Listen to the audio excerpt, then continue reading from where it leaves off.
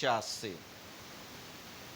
तब उनमें से काइफा नामक एक व्यक्ति ने, जो उस वर्ष का महायाजक था, उनसे कहा, तुम कुछ भी नहीं जानते और न यह समझते हो कि तुम्हारे लिए यह भला है कि हमारे लोगों के लिए एक मनुष्य मरे और सारी जाति नष्ट न हो। यह बात उसने अपनी ओर से न कही, परंतु उस वर्ष का महायाजक होकर भविष्यवाणी की कि यीशु उस जाति के लिए मरेगा। हालेलुया। इसको समझिए आप अच्छे से कि उसने अपने ओर से यह बात नहीं की। यहां पर लिखा है उस साल का महायाजक का पद उसके पास था।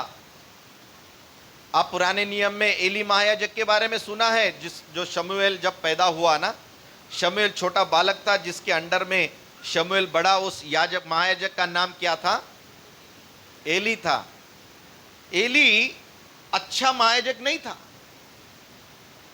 क्यों अच्छा नहीं था? ऐसा लिखा है क्योंकि वो उसके बच्चे जो कुकर्म करते थे उनको वो रोकता नहीं था। एली ने अपने महायाजक पद का मिसयूज किया था और इसलिए प्रभु ने उसको कहा, तू मर जाएगा, तू नहीं बचेगा, तेरी संतान और तेरी संतान भी खत्म हो जाएगी क्योंकि तूने ठीक नहीं किया है। He was not good person. यह अच्छा महायाजक नहीं करके उसने अच्छी सेवा नहीं किया।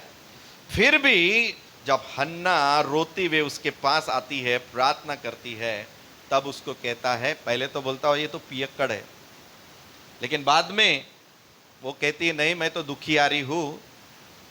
तब वो कहता है जा, परमेश्वर तुझे मन चाहा वर दे। और उसने जो भविष्यवाणी की वो पूरी होती है। राइट? आप समझ गए? यदि कोई व्यक्ति अपॉइंटेड है, नियुक्त है, एक बार जब हम उसे प्रभु की सेवकाई के लिए, प्रभु के काम के लिए किसी को नियुक्त करते हैं, कई बार उसके जीवन परमेश्वर के राह में नहीं चलता, कई बार वो प्रॉब्लम वो ठीक नहीं रहता, फिर भी परमेश्वर उसके द्वारा अपने बातों को बुलवाता है। जो सेवकाई के कार्य है उससे करवाता है और उसके द्वारा लोगों को आशीष देता है। इसीलिए यहां पर महायाजक जो हन्ना है, काइफा है, ये मिलकर क्या करते हैं? षड्यंत्र रचते हैं। और 50 वचन में लिखा है कि तुम्हारे लिए भला है कि हमारे लोगों के लिए एक मनुष्य मरे, सारी जाति नष्ट ना हो। सारी जाति नष्ट ना हो, उसने मानवीय रीति से बोला कि अभी राजा बनाकर यीशु को इन्होंने क्या किया? सब लोगों ने जय घोष करते हुए यरूशलेम में उसको लेकर आया, उसकी रैली निकाले। अब क्या होगा? रोमी आएंगे, सेना आएगी, हम सबको बंदी बनाएंगी, हम सबको मारेगी और हमारे महायाजक पद को, हमारे जो भी हमें अलग अलग पद हमको मिले वो छीन लेगी और हमें बंदीगृह में डाल देगी।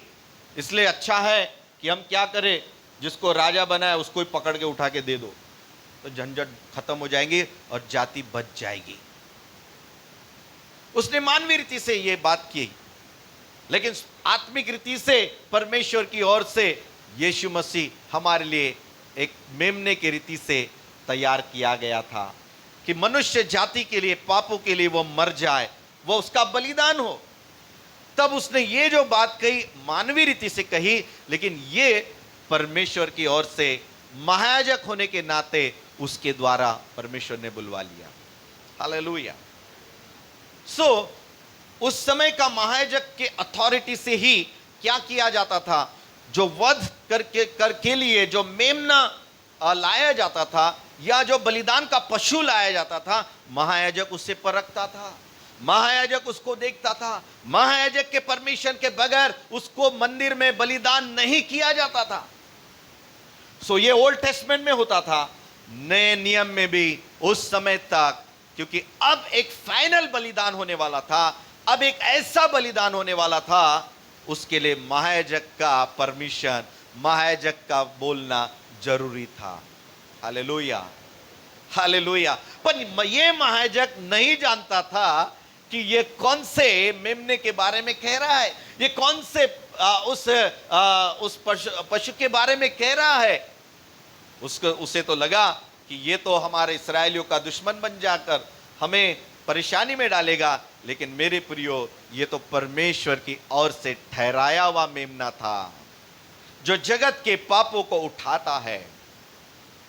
यूहन्ना बपतिस्मा देने वाला जब यीशु को अपने पास आते हुए देखता है, तब उसको कहता है, हे जगत का पाप हरण करने वाला, जगत के पापों को उठाने वाला, ये परमेश्वर का मेमना है। आमीन। यहां पर परमेश्वर का मेमने के रीति से यीशु मसीह को यहां पर प्रकट किया गया है। महायाजक होने के नाते परमेश्वर का काम देखिए कितना रूल्स के साथ में चलता है, बिल्कुल सिस्टम के साथ चलता है। प्रभु को ऐसे ही बलिदान होने नहीं दिया, महायाजक के परमिशन से वो किया गया, क्योंकि बिना पुराने नियम में महायाजक के परखे बगैर कोई भी बलिदान नहीं चढ़ाया जा सकता था पाप बलि के लिए। यदि कोई डिफेक्ट है उसमें, यदि किसी प्रकार का कोई भी कमजोरी है, तो वो हटा देता था। नहीं चलेगा, ये नर ही होना चाहिए, निर्दोष होना चाहिए, इतने इतने समय का होना चाहिए, उसमें किसी भी प्रकार की विकलांगता नहीं होना चाहिए, डिफेक्ट नहीं होना चाहिए, उसकी आंखों में भी कोई प्रॉब्लम नहीं होना चाहिए, उसके बॉडी में किसी भी प्रकार का कोई दाग और धब्बा कुछ भी नहीं होना चाहिए, तभी वो मेमना बलिदान के योग्य ठहरता था, निर्दोष और निष्कलंक पवित्र ठहरता था।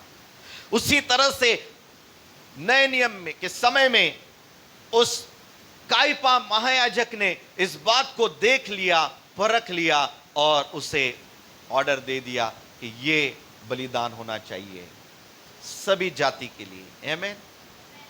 यहां पर महायाजक की सेवा हम देखते हैं कितने इंपॉर्टेंट है। अभी महायाजक हमारा यीशु मसीह, आमीन, उसकी प्रार्थना को हम देखते हैं। वाई हाई प्रीस्ट, क्यों परमेश्वर महायाजक को चाहता है?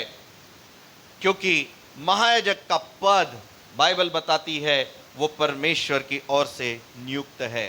पुराने नियम में निर्गमन की किताब, पुराने नियम में निर्गमन की किताब, इसका 29 अध्याय और उसके पहले वचन से लेकर तो 35 वचन तक, निर्गमन की किताब इसका 29 अध्याय और उसके पहले वचन से लेकर 29 वचन तक इसका पूरा जानकारी यहाँ पर लिखी गई है।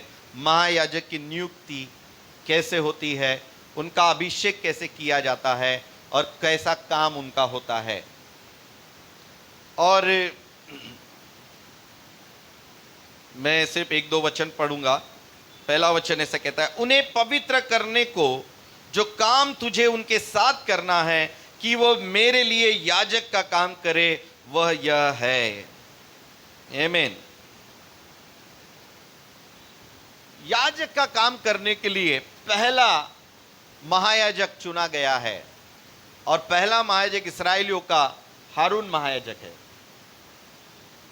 और उसके बाद उसके पुत्र।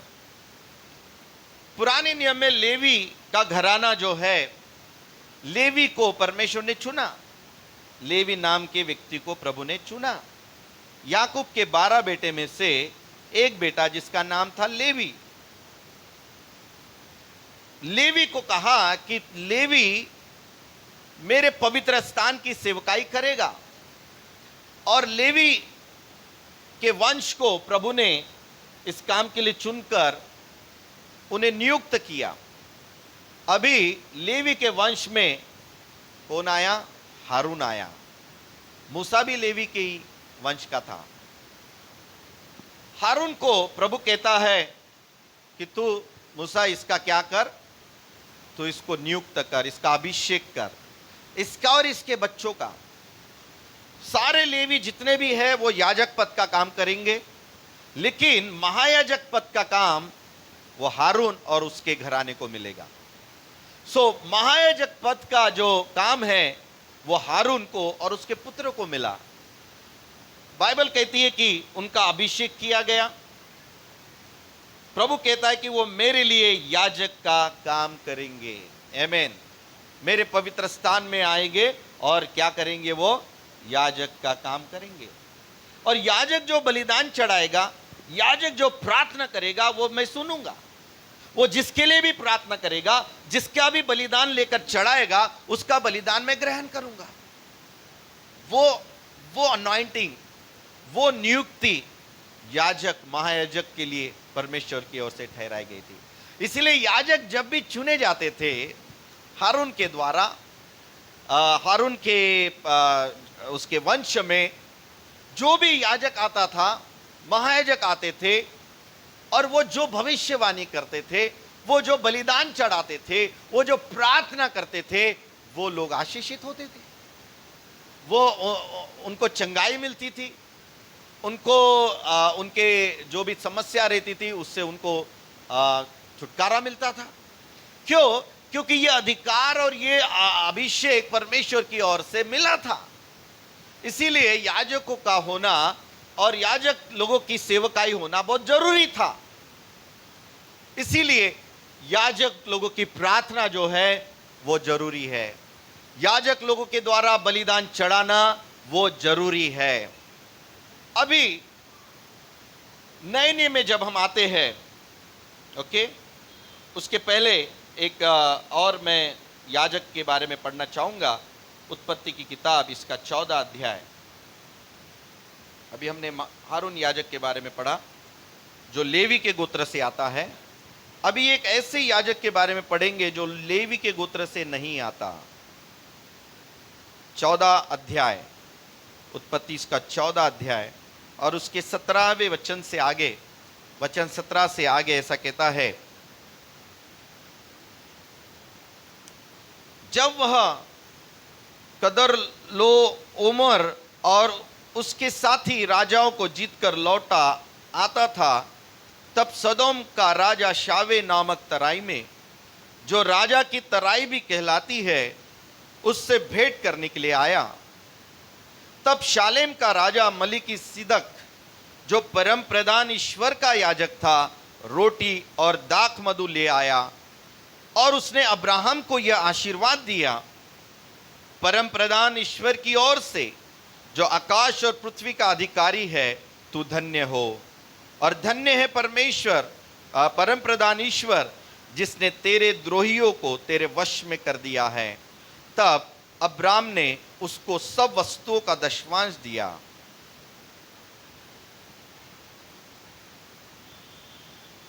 तब सदोम के राजा ने अब्राम से कहा, प्राणियों को तो मुझे दे और धन को अपने पास रख। अब्राम ने सदोम के राजा से कहा, परम प्रधान ईश्वर यहोवा, जो आकाश और पृथ्वी का अधिकारी है, उसकी मैं यह शपथ खाता हूं कि जो कुछ तेरा है उसमें से न तो मैं एक सूत और न जूती का बंधन, न कोई और वस्तु लूंगा, कि तू ऐसा न कहने पाए कि अब्राहम मेरे कारण ही धनी हुआ। पर जो कुछ इन जवानों ने खा लिया है और उनका भाग जो मेरे साथ गए थे, अर्थात आनेर, एशकोल और ममरे, मैं नहीं लौटाऊंगा, वे तो अपना अपना भाग रख ले। आमीन। मेरे प्रियो, यहाँ पर एक ऐसा महायाजक दिख रहा है जो विशेष करके लेवी के गोत्र का नहीं है, क्योंकि अभी तो अब्राहम को संतान भी नहीं हुई है, क्योंकि अब्राहम के संतान में से लेवी आता है। अब्राहम के बाद में इसहाक आता है, इसहाक के बाद याकूब आता है और याकूब के बाद में लेवी आता है। अभी दशमांश किसको देना है? याजकों को, याजक लोगों को देना है दशमांश। लेकिन अभी क्या हो रहा है? इब्राहिम क्या कर रहा है? याजक को अपना सारा दशमांश दे रहा है, ऐसा लिखा है। अब्राहम लड़ाई को जीत कर आता है और खूब सारी लूट, खूब सारा धन उसको प्रभु देता है जीतने के बाद।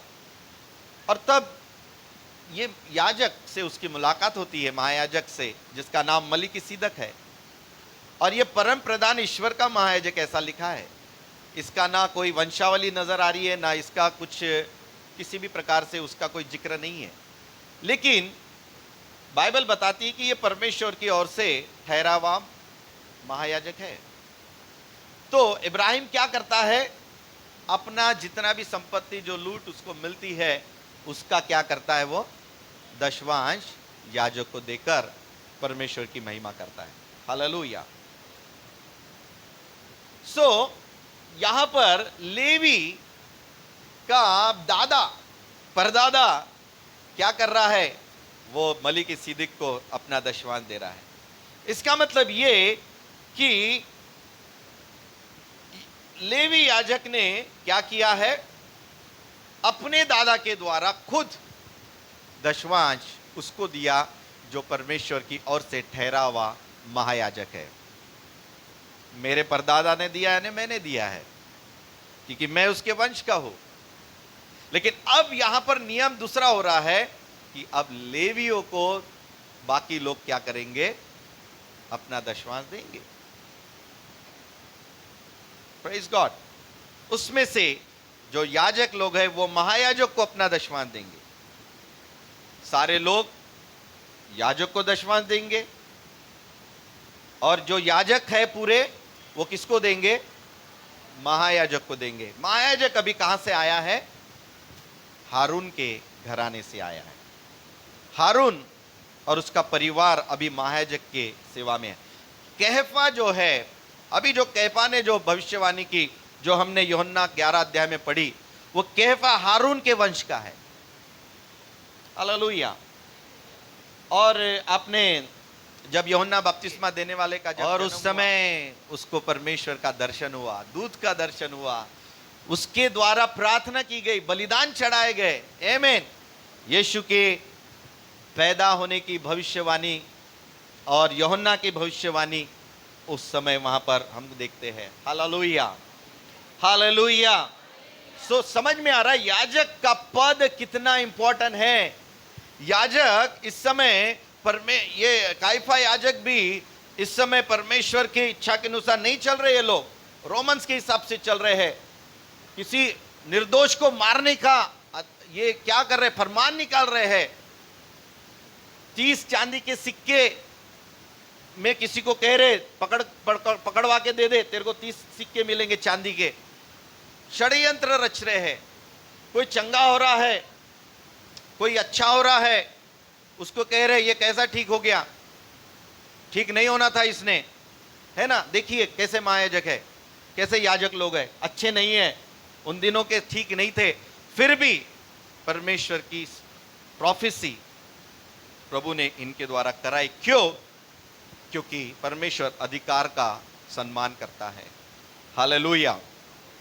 परमेश्वर अधिकार का क्या करता है, सम्मान करता है। जब परमेश्वर का कार्य करते हैं, जब सम्मान जिनको दिया गया है, तो परमेश्वर उनके द्वारा अपनी महिमा कराता है। हालेलुया। इसीलिए एक भी वचन आपके पास्टर्स के द्वारा या लीडर्स के द्वारा जो आपको दिए जाते हैं, कोई भी मिस नहीं करना।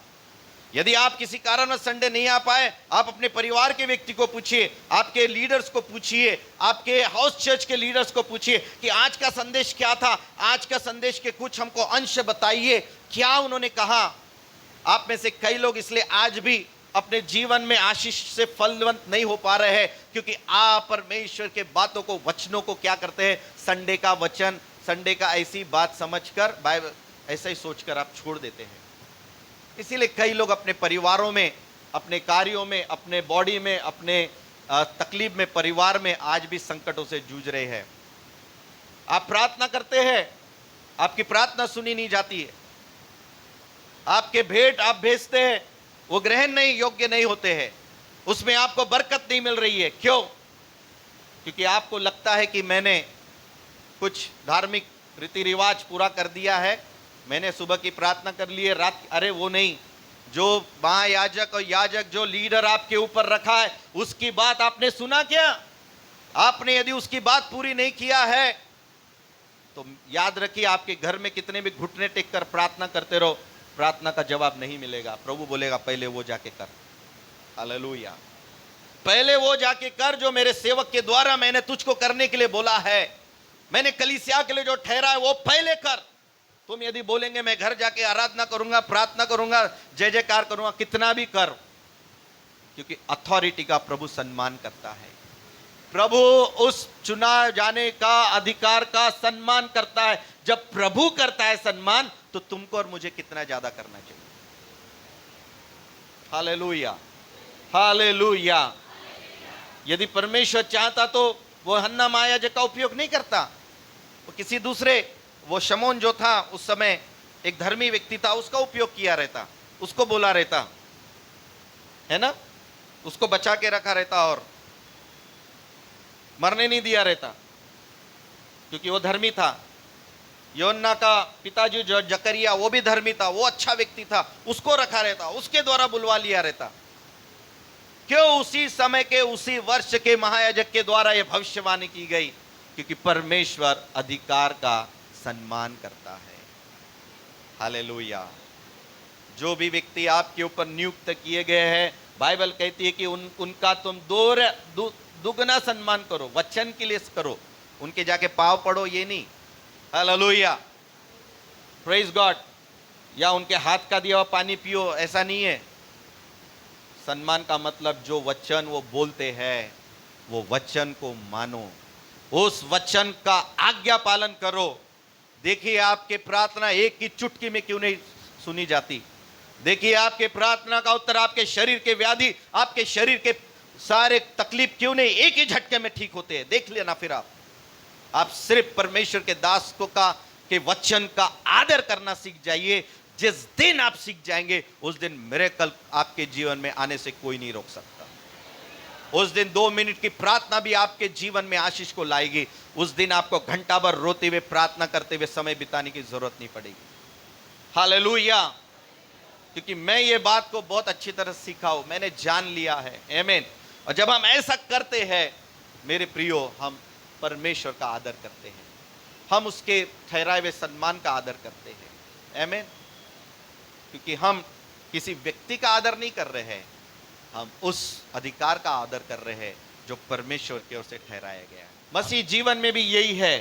परमेश्वर ने यदि परमेश्वर ने आपके ऊपर यदि अगवे रखे हैं, उन अगवों का सम्मान, उनका हाथ का पानी, हाथ धोकर पानी पीना नहीं, ये नहीं, ये गंदा काम नहीं करना। हालेलुया। बोले नहीं मुझे दासों के अधीन रहना है, तो मुझे नहीं वैसा नहीं, उनकी निकाली हुई शर्ट पहनना नहीं, ये सब फालतू काम नहीं करना है हमको। हालेलुया। उन्होंने जो वचन बताया है परमेश्वर की ओर से, उन वचन का आदर करना, उन वचनों का आदर करना, दैट इज रियल आपका सच्चा सम्मान, आपकी सच्ची। क्योंकि वचन हमारे लिए इंपॉर्टेंट है। परमेश्वर अपने नाम से अधिक अपने वचन को महत्व देता है। परमेश्वर अधिकार को सम्मान देता है। तुझे मैंने अधिकार दिया है, तो मैंने तुझे नियुक्त किया है, तो फिर मैं तेरे द्वारा जो भी काम है वो मैं पूरा करूंगा। सो हर बलिदान जब भी महायाजक चढ़ाया करता था, और अब्राहम को प्रभु ने आशीष दिया जब उसने मलिकिसिदक को अपने धन में से जो भी था उसका दशमांश दिया। और अब्राहम को कोई परमेश्वर ने कोई आज्ञा नहीं दिया था कि हे अब्राहम तुझे दशमांश देना, नहीं, उसने आत्मा में समझ लिया कि जब परमेश्वर मुझे ब्लेस करता है, जब परमेश्वर मुझे बचाता है, जब परमेश्वर मुझे आशीषित करता है, तो मुझे परमेश्वर को धन्यवाद देना है। अब मैं परमेश्वर को धन्यवाद देने स्वर्ग तो नहीं जाऊंगा, मैं मेरे जो भी संपत्ति धन लेकर दशमांश लेकर मैं स्वर्ग तो नहीं जाऊंगा। तो मुझे परमेश्वर ने यहां उसने अपने बंदों को रखा है, यहां पर उसने अपने सेवकों को रखा है। हालेलुया। और प्रभु ने देखो कहां से महायाजक को भेजा, क्योंकि परमेश्वर एक सिस्टम में चलता है। हालेलुया। प्रभु ये जो मलिकिसिदक है वो किसी से भी भेंट नहीं लेता है, वो सिर्फ खुदा के बंदों से भेंट लेता है। हालेलुया। मुझे अन्य जातियों से मुझे दशमांश नहीं लेना है, मुझे अन्य जातियों से जाके उनके किसी भी प्रकार की भेंट नहीं लेना है। मुझे भेंट सिर्फ और सिर्फ परमेश्वर के चुने हुए पवित्र के धर्मी लोगों से ही स्वीकार करना है। हालेलुया।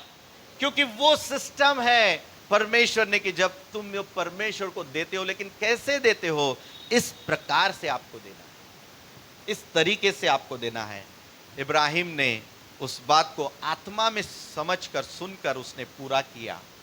और जो राजा उसके साथ में थे उन राजाओं को उसने छुड़ा कर लाया, क्योंकि उनको दूसरे राजाओं ने बंदी बनाकर, गुलाम बनाकर लेकर गए थे, उनका सब धन दौलत लेकर चले गए थे। इब्राहिम ने क्या किया, अपने सेवकों को, अपने दासों को लेकर जाकर वो जो लूत और उसके साथ में जितने भी लोग थे उन सबको छुड़ा कर लाया। ये लड़ाई छुड़ाया भी, और जितनी भी संपत्ति इन्होंने लूट कर लेकर गए थे उनको भी छुड़ा कर लाया। ये राजा खुश हो गए, हमारा प्राण बचाया इब्राहिम तूने, हमें बचाया तूने, वाह इब्राहिम हमारा जिंदगी बच गया, यही बहुत काफी है, हमारा धन दौलत जो तूने बचाकर छुड़ा कर लाया वो सब तू ले ले, क्योंकि हमारा जिंदगी बच गया, ये हमारे लिए काफी है। तो उन्होंने इब्राहिम से कहा, अब्राहम तू ले ले, हमारा धन दौलत धन संपत्ति सब ले ले। इब्राहिम ने कहा नहीं, मैं तुम्हारा एक धागा भी नहीं लूंगा, एक सूद भी नहीं लूंगा। हालेलुया। क्योंकि तुम कोई परमेश्वर के चाहने वाले, परमेश्वर के मानने वाले नहीं हो जो मैं तुमसे तुम्हारा मैं कुछ लूं। और कल चलकर तुम मुझे मेरे बारे में यह कहावत कहोगे कि इब्राहिम धनी कैसे बना, धनी हमारे कारण बना, ये तुम बोलोगे कल। हमारी धन संपत्ति हमने इब्राहिम को दिया, हमारी लूट हमने सब कुछ इब्राहिम को दे दिया, इसलिए इब्राहिम इतना धनी बन गया, एक सूत भी नहीं चाहिए तुम्हारा। हालेलुया। कल चल के तुम ऐसा नहीं कहो नहीं पाओ कि मेरे कारण अब्राहम धनी बन गया, नहीं चाहिए तुम्हारा। आकाश और पृथ्वी का परमेश्वर है, वो मेरा आशीष देने वाला प्रभु है। और इसलिए वो विश्वास करता था कि प्रभु ने मुझे आशीष दिया, मैं इसके बदले में मैं दशवांश मैं महायाजक को दूंगा। उसने महायाजक को दिया, और बाइबल कहती है कि महायाजक ने उसको आशीष दिया। हालेलुया। इब्राहिम उसी दिन धनी हो गया रहता, लेकिन उस दिन धनी नहीं बना, उसने सारा धन दौलत लौटा दिया। उसको विश्वास था कि मैं जब ये दशवांश याजक को दे रहा हूं, प्रभु मुझे ऊपर से आशीष देगा। हालेलुया। और मेरे प्रियो मालूम है, उसके बाद इब्राहिम धनी हो गया, ऐसा लिखा है। उसके बाद के अध्याय में जब आप पढ़ेंगे, इब्राहिम सोने रुपए और भेड़ बकरी सब इतना ज्यादा हो गया, जहां भी वो जमीन में कुछ भी लगाता था वहां पैदावार हो जाती थी। जहां पर भी कुएं खोदने जाता था वो कुओं में पानी आ जाता था। जो भी भेड़ बकरियां उसके पास आती थी वो पूरी बच्चे ही बच्चे पैदा करने वाले निकलते थे, कोई मरता नहीं था। हालेलुया। जानवरों के लिए चारा भरपूर मिलता था, भेड़ बकरियों के बच्चे इतने पैदा हो जाते थे, धन दौलत सोने रुपए पानी चाहिए सब आ जाता था। क्यों? इब्राहिम को परमेश्वर ने धनी बनाया, इसलिए क्योंकि उसने परमेश्वर के महायाजक का उसने सम्मान किया। वो दूसरों के लूट के ऊपर धनी नहीं हुआ, वो अपने परमेश्वर के सिस्टम से वो जाकर धनी हुआ। आज परमेश्वर आपके और मेरे जीवन में महायाजक की आशीष चाहता है। हालेलुया। महायाजक की आशीष चाहता है कि जब तुम इस प्रकार से सिस्टम के साथ में आप चलते हैं परमेश्वर के, परमेश्वर तुम्हें और मुझे आशीष देने की घोषणा करता है। आमीन। और मलिकिसिदक के द्वारा इब्राहिम आशीष को पाया। कायफा महायाजक के बारे में हमने पढ़ा, उसके द्वारा प्रभु की मर्जी यहाँ पर पूरी हुई है। अब लास्ट में पढ़ना चाहूँगा कि यीशु मसीह जो हमारा महायाजक बना, अब यीशु मसीह हमारे लिए महायाजक बना। यूहन्ना पढ़ने के पहले हम इब्रानियों इसका 4था अध्याय, इब्रानियों की पत्री इसका 4था। इसीलिए जब हमारा ऐसा बड़ा महायाजक है जो स्वर्ग से होकर गया है, अर्थात परमेश्वर का पुत्र यीशु, तो आओ हम अपने अंगीकार को दृढ़ता से थामे रहे। क्योंकि हमारा ऐसा महायाजक नहीं जो हमारे निर्बलताओं में हमारे साथ दुखी न हो सके, वरन वह सब बातों में हमारे समान परखा तो गया तो भी निष्पाप निकला। इसीलिए आओ हम अनुग्रह के सिंहासन के निकट हियाव बांधकर चले, कि हम पर दया हो और वह अनुग्रह पाए जो आवश्यकता के समय हमारी सहायता करे। 5 अध्याय का पहला वचन भी पढ़ूंगा मैं। क्योंकि हर एक महायाजक मनुष्यों में से लिया जाता है और मनुष्यों ही के लिए उन बातों के विषय में जो परमेश्वर से संबंध रखती है ठहराया जाता है कि भेंट और पाप बलि चढ़ाया करे। वह अज्ञानों और भूले भटकों के साथ नरमी से व्यवहार कर सकता है, इसलिए कि वह आप भी निर्बलता से घिरा है। इसलिए उसे चाहिए कि जैसे लोगों के लिए वैसे ही अपने लिए भी पाप बलि चढ़ाया करे। यह आदर का पद कोई अपने आप से नहीं लेता, जब तक कि हारून के समान परमेश्वर की ओर से ठहराया न जाए। वैसे ही मसीह ने भी महायाजक बनने की बड़ाई अपने आप से नहीं लिया, पर उसको उसी ने दी जिसने उससे कहा था, तू मेरा पुत्र है, आज मैं ही ने तुझे उत्पन्न किया है। इस प्रकार वह दूसरी जगह में भी कहता है, तू मलिकिसिदक की रीति पर सदा के लिए याजक है। आमीन, हालेलुया। यीशु मसीह हमारा महायाजक बना है क्योंकि ये नियुक्ति परमेश्वर की ओर से हुई, क्योंकि उसने ये परमेश्वर ने स्वयं बपतिस्मा जब हो रहा था, यीशु मसीह का जब बाहर आया पानी से, ऊपर से आकाशवाणी हुई कि तू मेरा प्रिय पुत्र है, मैं तुझसे प्रसन्न हूं। आमीन। ये नियुक्ति परमेश्वर की ओर से हुई यीशु मसीह की। और दूसरी बात यहां लिखी है छठे वचन में कि वो मलिकिसिदक की रीति पर सदा के लिए याजक है। हमने उत्पत्ति की किताब में पढ़ा था, हमने उत्पत्ति में पढ़ा 14वें अध्याय में कि मलिकिसिदक जो परम प्रधान ईश्वर का कौन है, महायाजक है, और उसको अब्राहम ने अपना सारे बातों का दशवांश दिया था। उसकी वंशावली कई लिखी है क्या? नहीं, पर वो सदा वहां से नियुक्त है। और जब महायाजक पद की बात जब हारून महायाजक से जब शुरू हुई, तब महायाजक का पद हारून के परिवार के अलावा किसी और के लिए नहीं था। इवन आप देखिए, महायाजक पद हारून के पीढ़ी से यीशु मसीह तक कम से कम 2000 साल से भी ज्यादा का वक्त हुआ। 2000 साल में कई बार इस्राएल दूसरों के गुलामी में गया, इस्राएल नष्ट हो गया कई बार, लेकिन महायाजक का जो वंशावली है वो यीशु मसीह के तक वहां पर बरकरार थी। परमेश्वर ने अपने लोगों को कई बार वो भटके, कई बार दूर हुए, लेकिन याजक पद का जो वंशावली वो बनी रही हमेशा। इसके बाद वो महायाजक बना, उसके बाद वो महायाजक बना, उसके बाद वो महायाजक बना, बनते ही चले गए। और यहाँ पर जकरिया से लेकर तो हम काइफा और हन्ना तक हम देख रहे हैं कि यहाँ महायाजक पद जो है बना हुआ है। लेकिन अब यीशु मसीह तो हारून के वंश का नहीं है। ये महायाजक कहां से बना? तो ये महायाजक कैसे बना? मलिकिसिदक के रीति पर, क्योंकि मलिकिसिदक जो है वो परमेश्वर के ओर से चुना हुआ डायरेक्ट महायाजक है। हालेलुया। और परमेश्वर ने यहां पर स्वयं आकाश से बोलकर, आकाशवाणी करके इस बात को प्रमाणित भी किया। आमीन।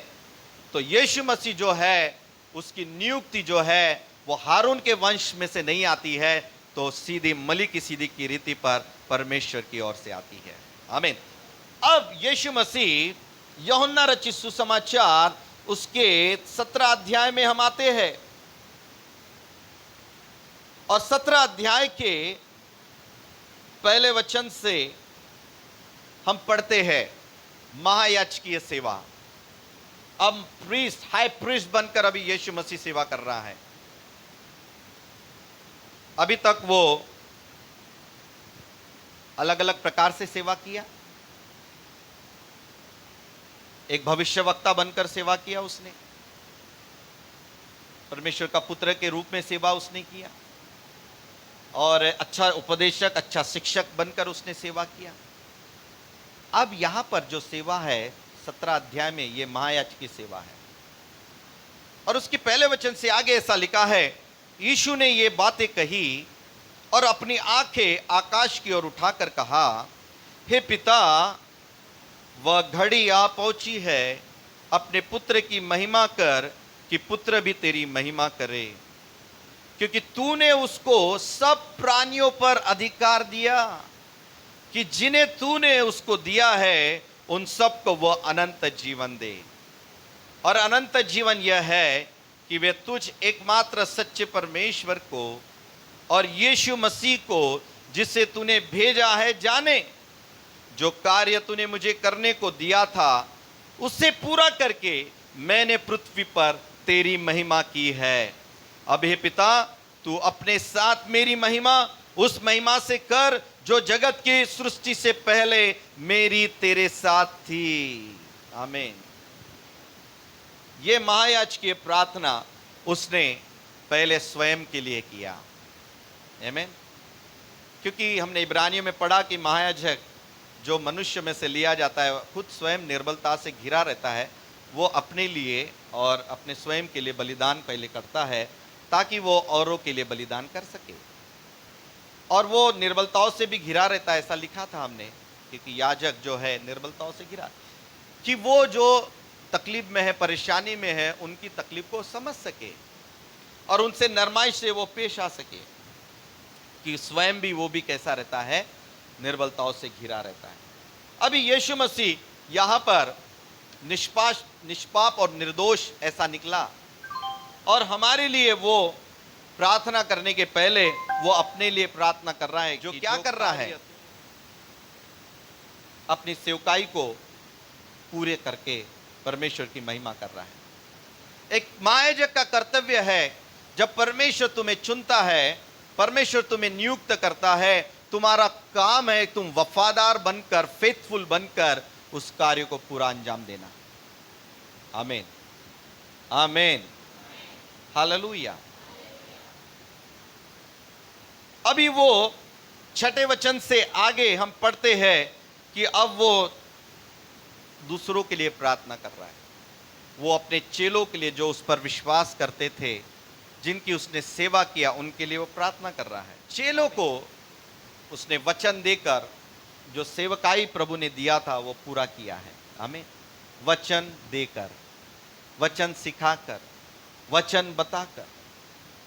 आज महायाजकों की सेवा जो है वो वचन बताने की सेवा है, वचन सिखाने की सेवा है। वचन को जो परमेश्वर ने हमें दिया है बताने के लिए, बोलने का काम दिया है। आमीन। यीशु मसीह कहते हैं कि प्रभु पिता, जो तूने बातें, जो वचन तूने मुझे दिया वो मैंने सब बता दिया उनको, मैंने सिखा दिया है उनको। आमीन। अभी उसके बाद 20 वचन से आगे वो और एक प्रार्थना कर रहा है कि जो वचन मैंने इनको सौंपा है अभी ये भी दूसरों को बताएंगे, उनके लिए वो प्रार्थना कर रहा है, यानी हमारे लिए प्रार्थना कर रहा है। चेलों ने दूसरों को बताया, दूसरों ने और चेलों को बताया, और चेले ने तीसरों को बताया। बताते बताते बताते अब हम चेले बन गए। यहां तक परमेश्वर का वचन आ गया है, अब हम उसके चेले। हमारे लिए भी उसने दुआ कर लिया कि जितने भी लोग आने वाले समय में तेरा वचन सुनेंगे, इन चेलों के द्वारा और चेले बनेंगे, उन सब के लिए प्रार्थना करता है। मैं केवल इन्हीं के लिए विनती नहीं करता, परंतु उनके लिए भी जो इनके वचन के द्वारा मुझ पर विश्वास रखेंगे। हालेलुया। ये चेलों ने जो वचन यहां पर लिखा है, जो यीशु ने उनको बताया, उनको यहां पर लिख दिया, और इन वचनों को अब हम सीखते हैं, हमने सुना, हमने विश्वास किया। हमारे लिए वो प्रार्थना करता है कि वे सब एक हो, जैसा तू है पिता मुझ में है और मैं तुझ में हूं, वैसे ही वे भी हम में हो, जिससे संसार विश्वास करे कि तू ही ने मुझे भेजा है। वह महिमा जो तूने मुझे दी, मैंने उन्हें दी है, कि वे वैसे ही एक हो जैसे कि हम एक है। हालेलुया। वो महिमा जो यीशु मसीह को परमेश्वर पिता ने भेज दिया, आमीन, यीशु ने चेलों को दिया, और चेलों के द्वारा जो आप सुनकर विश्वास यीशु पर करते हैं, उनको वो महिमा प्रभु ने दे दिया। हालेलुया। अब आप आज ये बात समझ जाइए, ये महायाजकीय प्रार्थना है, और महायाजकीय प्रार्थना कभी असफल नहीं होती। महायाजकीय प्रार्थना कभी अनसुनी नहीं होती है। यीशु, और ये ऐसा महायाजक है, ऐसा लिखा है, जो मनुष्य में से नहीं लिया गया है, परमेश्वर की ओर से नियुक्त है। इस महायाजक की यदि मनुष्य के द्वारा लिए गए महायाजक की प्रार्थना को और उसके बलिदान को जब इतना परमेश्वर अहमियत देता है, तो सोचो जो महायाजक परमेश्वर की ओर से ठहराया गया है, उसकी प्रार्थना कितनी ज्यादा पावरफुल होगी, कितनी ज्यादा सुनी जाएगी, वो अनसुनी नहीं होगी। आमीन, आमीन, हालेलुया। इवन इतनी कि महायाजकों ने कहा कि इसके खून का, यीशु मसीह का जो खून होगा, यानी जो उसको चढ़ाया जाएगा, इसके खून का लेकर हमारे और हमारे संतान पर आ जाए। उन्होंने ऐसा बोला, महायाजकों ने बोला, और वहां के जो उनके साथ के जो शास्त्री फरीसी थे और जो भी लोग थे, उन्होंने कहा कि हम पर और हमारे संतान पर हो जाए।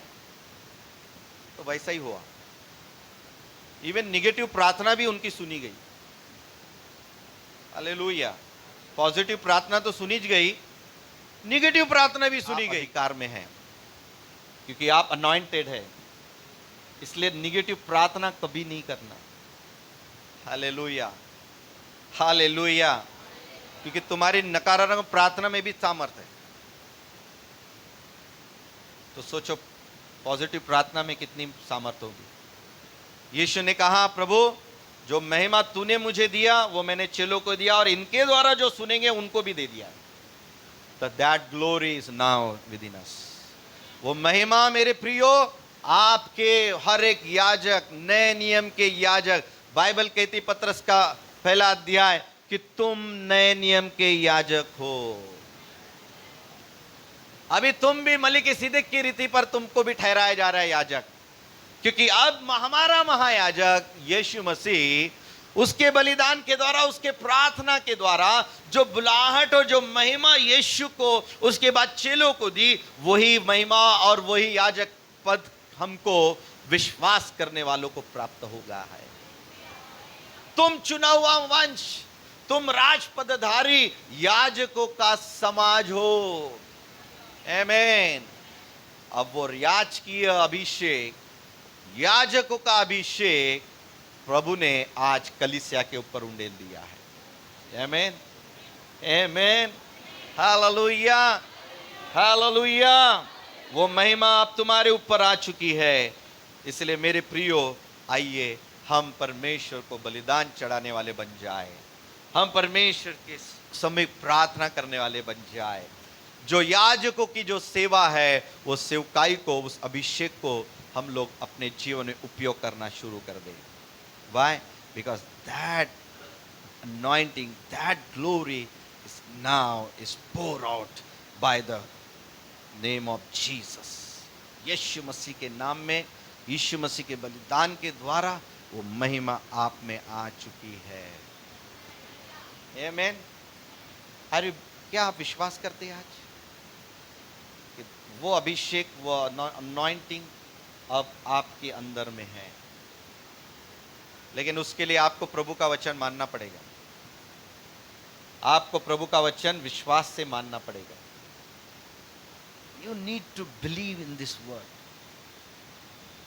जब एक बार महायाजक का पद और उसका आपको याजक का जो सेवकाई का आप विश्वास कर लेते हैं, देन स्टार्ट उसी के अनुसार सोचना चालू किए, उसी के अनुसार काम करना शुरू कीजिए, उसी के अनुसार प्रार्थना करना भी शुरू कीजिए, क्योंकि महायाजकों की प्रार्थना अनसुनी नहीं होती है। इसलिए ऐसा बोलो वचन, ऐसी प्रार्थना करो, बिल्कुल होने ही वाला है। लेकिन बिलीव होना चाहिए अंदर, अंदर में आपके स्पिरिट में वो बिलीव होना चाहिए। यस, मैं महायाजक, भाई याजक के रूप में मैं यहाँ पर, मैं प्रभु तेरे सम्मुख आ रहा हूँ, मैं बलिदान चढ़ा रहा हूँ, मैं प्रार्थना कर रहा हूँ, मध्यस्थी कर रहा हूँ। यीशु मसीह ने जो प्रार्थना यहाँ पर की, महायाजक की, वो मध्यस्थी की प्रार्थना उसने किया। और जो मध्यस्थी की प्रार्थना करता है, वो महायाजक की सेवकाई की प्रार्थना